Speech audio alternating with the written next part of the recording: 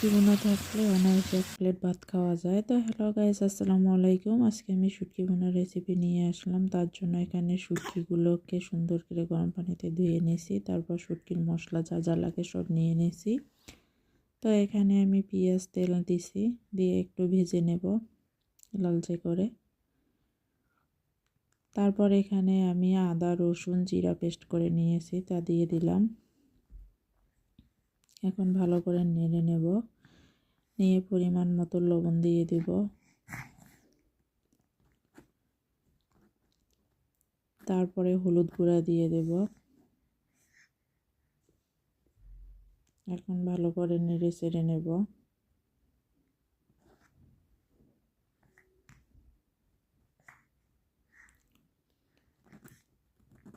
এখন আমি গোটা রসুন কোয়া দিয়ে দেব।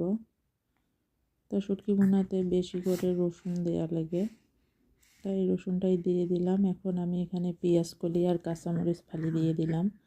আপনারা আপনাদের পরিমাণ মতো ঝাল দিয়ে দিবেন।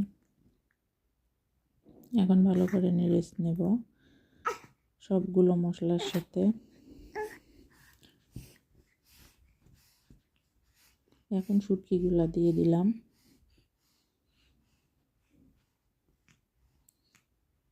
এখন সবগুলো সুন্দর করে নেড়ে চেড়ে নেব।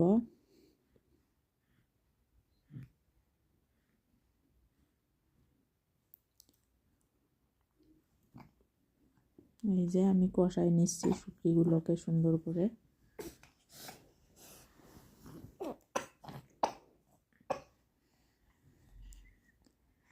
এই যে দেখেন কষিয়ে নিচ্ছি। এখন পরিমাণ মতো পানি দিয়ে দেব কষানো শেষ করে।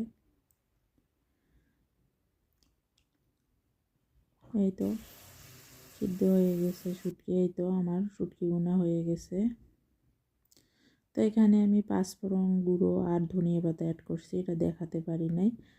এই যে আমার একটা ছোট চুটকি মেয়ে আছে, একটা ছেলে আছে, এরা খুব জ্বালাতন করে, তো এই জন্য আর করতে পারি নাই ভিডিও।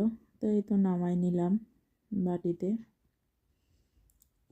তো আমার ভিডিওগুলো কার কার ভালো লাগে অবশ্যই জানাবেন, আর শুটকি ভুনা কার কার পছন্দ তাও জানাবেন।